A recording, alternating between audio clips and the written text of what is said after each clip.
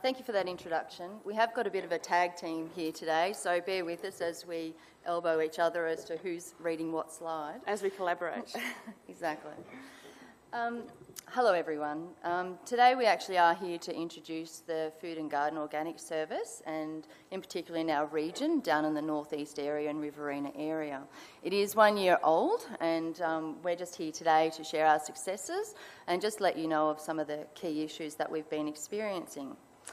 Today we also wanted to just recognise the importance of the partnerships that have been developed as part of that program, and definitely it does involve quite a lot of collaboration between the groups. It has also been very much a united approach from our regional area, a shared vision, and this has been instrumental to the success of our program. That one? Oops. Right. Okay. All right, just to give you a little bit of background. Halve Waste was actually developed by a group of councils, as I said, in the Riverina and North East area. It was initiated back in 2010, and this was due to the realisation that the Aubrey Landfill, which is the main regional landfill, only had a landfill life of 15 to 20 years remaining. FOGO has actually been one of the initiatives to ensure that that landfill has an increased landfill life and has now been increased to well and above 50 years. So we're quite proud of that fact. Although Halve Waste actually covers all the waste streams in our regional area, and it has been the brand that we've adopted as the campaign name, today our focus is really on the FOGO system. Also regionally, we did set quite an ambitious goal of halving our waste to landfill by 2020. And I'm just pleased to say that right at this point in time, we're at 33%. So well on the way to reaching that target. Wrong way. Okay. Just to really paint a picture about our regional area, we do have 3 New South Wales councils in our area and 3 Victorian councils in our area, and they all use the regional landfill at the Aubrey City Council. It's quite unique. As you can see, we would have to have the issues of cross-border. You've got different legislations, and also we have to educate a rural and an urban landscape of the community. We also need to recognise that it's quite a vast area to cover from a curbside service collection point of view, and it's about 100 kilometres in radius. Okay. In reference to our key partnerships and this whole collaboration that we're here to talk about today, we need to recognise that in 2012 we did go out to contract, and we joined with our waste contractor here in Cleanaway. I also need to recognise that MRA, who did a lovely job of spruiking us yesterday, we need to return the favour, and they've also helped us with the partnership in ensuring that Halve Waste has progressed to where it is today. Within our curbside collection contract, we do have 6 councils, but it ended up that only 5 went with the curbside collection contract to come on the journey with us with Cleanaway, and out of those 5 councils, 4 of them ended up adopting the FOGO service. So in terms of Halve Waste as a brand, obviously when it was established in 2010, that was prior to the contract with Cleanaway. There was talk of FOGO, but it wasn't set in stone as to when that was going to roll out, and we hadn't even begun a trial at that stage. So in 2014, in anticipation of that rollout, we rebranded Halve Waste so that it took in all elements, including education, C&I, and then obviously the municipal collection. From the municipal side of it, we went with quite a simplistic approach and used the 3 primary colours of the 3 bins that we were introducing in that system. So any collateral or anything, any time that we talk about recycling, the material that we produced was yellow. Every time that we talked about anything that was to do with organics was green, and then obviously your garbage was red, and then the neutral colour of blue was used for transfer stations and other just general information that we were providing to the community. So in terms of rolling out the organics program that we rolled out last year, we chose to go with the CBSM model, which is community-based social marketing, and that's a 5-step approach to developing and implementing a massive behaviour change program. So that includes behaviour selection, barrier and benefit research, as well as piloting and trialling and evaluating what we were doing. So there was a long period of time that we went through since 2011 when the trial went on until 2015, when we rolled out. So during that period, the program started to take hold, and we started to go on a bit of a journey as to what it would end up looking like, along with community consultation and talking to people on how we could change behaviour long term. So we know that with an intensive communication program, that we can change behaviour short term, but actually making a long-lasting, impactful change within the community is what we wanted to do. And so we went through a journey to make sure that that would happen. All right, just to give you a bit of a snapshot of what we actually moved to, we did move from a weekly residual bin to a fortnightly residual bin collection. And we did introduce a weekly organic service. So our bin was a 140 litre bin and remained that size for the fortnightly collection, and we introduced the 240 litre organics bin weekly. We did opt to actually make all these changes in one hit. We have no intention of going back to re-educate our community at any stage, and bit the bullet and instigated that program right from the get-go. Because we do find, and you do hear, that people seem to stagger some of those changes over coming years. We did also make it a mandatory adoption that the organics was introduced across the 4 councils that opted for the service. So every household in those areas received the 3-bin system. There was no option for anybody to opt in or opt out. Your price included 3-bin system, whether you actually used it or not. We just also, I think that's where we are with that one, sorry. I should just add, our research did show that there were some barriers with this, but seen as the weekly items, which are mainly your food, were still going out and being removed every week, that issue about having something yucky in your bin for over a fortnight was really not there. So we were able to address that barrier through the organic system.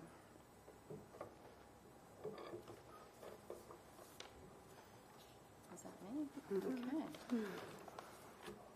All right, just to give you a bit of an idea, the challenge that we had, I did mention this before, we have 2 states. So we had councils in both Victoria and New South Wales. You have 2 different legislations when you're going down the path of developing your curbside collection contract.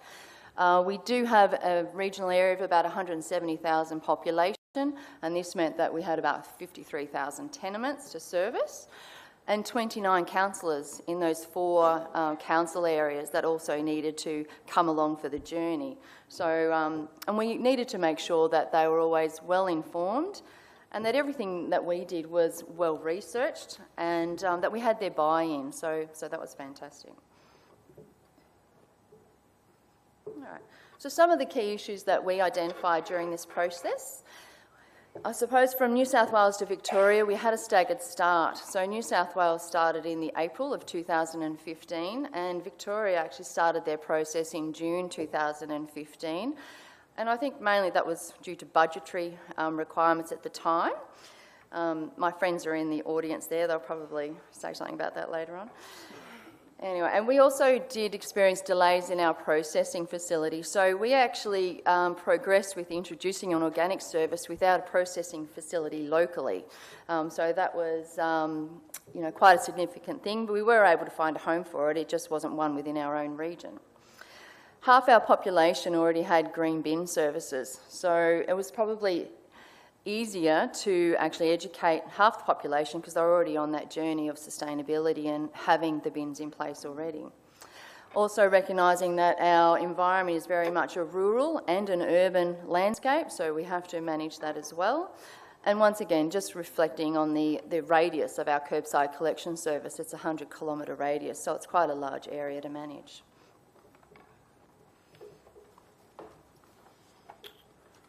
So in terms of our actual engagement program and how we engaged our residents. So obviously Half Waste was the brand that we chose to roll out everything under. So everything that was to do with organics, everything that's to do with municipal bins, holds the Half Waste brand.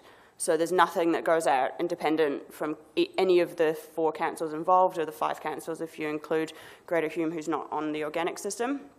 And nothing independent comes from Cleanaway either. So that's one of the key elements that worked really well for us.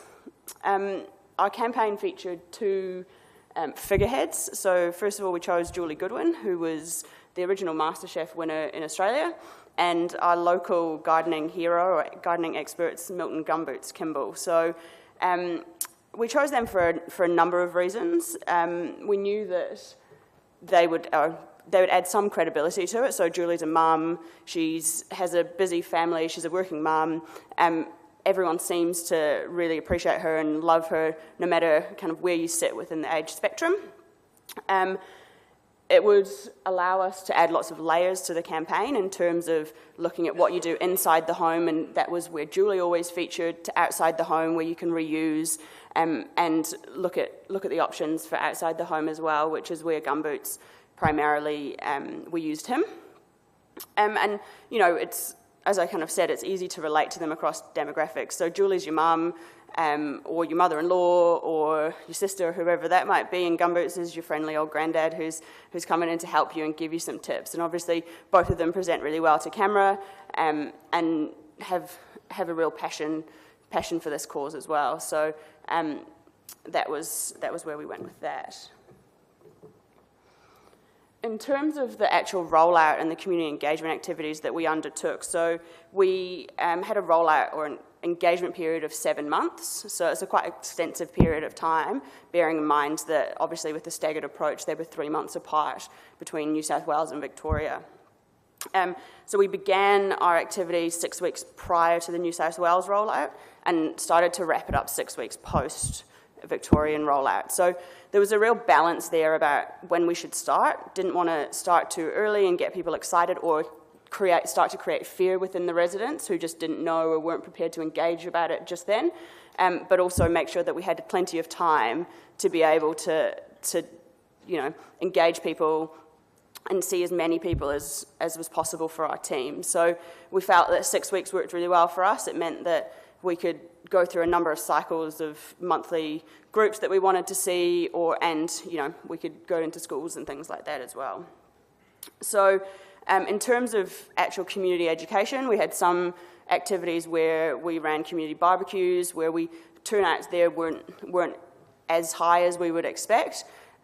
We soon changed tact a little bit and focused all our efforts onto going out to community events and things like that. So we went to Probus, Rotary, multiple birth groups, mothers groups, new mums, schools obviously, English as a second language, out to our called communities. And basically we tried to see anybody that would have us, and most people were really receptive of that. And in terms of then diffusing messages, that worked really well for us. So when you're active in the community, generally, you know, you're active in other areas than where we just went to talk to you. So we managed to have a really targeted campaign there, but we ticked off a whole number of people there. And we also facilitated one-on-one sessions where that was required, so where people were really panicking about their bins coming into and the change, or whether they had really large families and were just concerned about exactly what this would mean for them.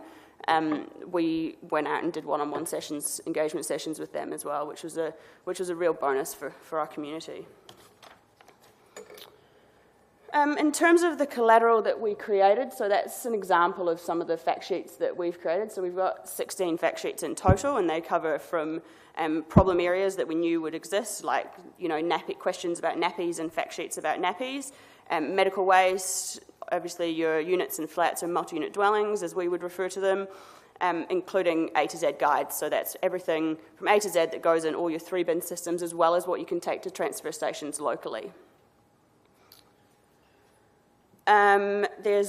So we produced magnets, so obviously magnets that were an example of what goes in your bins, but also your collection calendar and what that meant. So that went out to every single resident in the area, along with the letter on the left-hand side there, and if you flip that over, that was a complete yes and no or a reasonably comprehensive tick yes and no as to what went in each of the 3 bins. We had some above-the-line media as well, so we garnered a reasonable amount of press naturally just by rolling or bringing in the system. So we had lots of free publicity, which was great, but we also had some paid publicity as well in the form of strip ads and some of our editorials or advertorials. So it's worth mentioning there that obviously in a rural environment, you know, that's a cost-effective way that we were able to communicate with our residents. Yep. There is an example of some of the, so on the left-hand side, that's our life-size Julies that were in all the information centres and community centres that had a caddy there and some information that people could just pick up and take away. And then there's one of our engagement activities on the other side there. And we had cars and bus backs, and we've still got bus backs driving around, and actually most of the cars are still wrapped, and some of our delivery vehicles as well, and our street litter bins or street litter trucks are all branded in the same system as well. So if you manage to miss that the system was rolling out, you're doing a really, really good job of ignoring the world. We were everywhere, which was really great. And, you know, we had some cost-effective solutions in terms of wrapping the cars, and in a rural environment with council cars, they go all over the place all the time. So people thought that there was much more of them than the volume that was there. One of our unique areas or unique engagement tool was what we coined the Green Team. So there's a team of council and Cleanaway staff that it was essentially an escalation point for any issues that couldn't be resolved. So where there's a resident that's called the call centre, they couldn't answer the question, that would be escalated to our Green Team. If on the phone the resident was really anxious or quite angry, we would essentially just say, right, we're really sorry, love to come out and see you and have a face-to-face chat, or love to come out and help you with the issue that you've got, or come and offer a solution for you. So that team worked really, really tirelessly for months, going through every engagement session that was requested, but also was a really valuable tool in making sure that the community knew that they were there. Even if the community didn't necessarily take advantage of them, they were very much aware that if they needed us, or if there was a question there that couldn't be answered, or if they wanted a visit, we could do that. So they went 2 weeks prior to go live and 4 weeks after the Victorian rollout. All right, one of the big ticket items, how much did this cost? So what we have in Aubrey is we actually developed a self-imposed levy at the Aubrey Landfill, and that's $2.50 for every tonne of waste that comes in.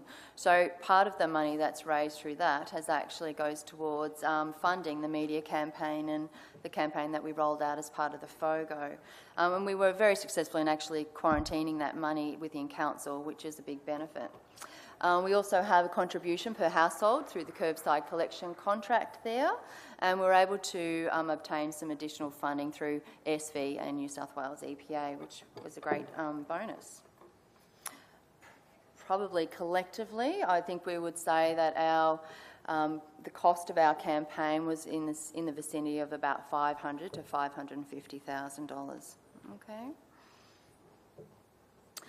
All right, so just from a result perspective, so we are 1 year in. This just showed we are probably 1 month short on this graph because we had to hand it in to the presenters early. But our results do show here the amount of waste that was actually brought in each month, and then the actual contamination level that was recorded for that month across the 4 council areas.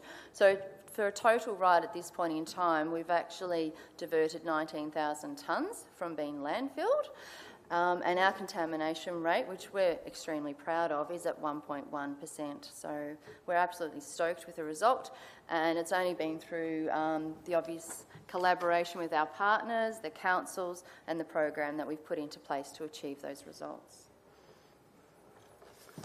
So I guess the big questions, what did we learn from this? Obviously that collaboration is key, number one.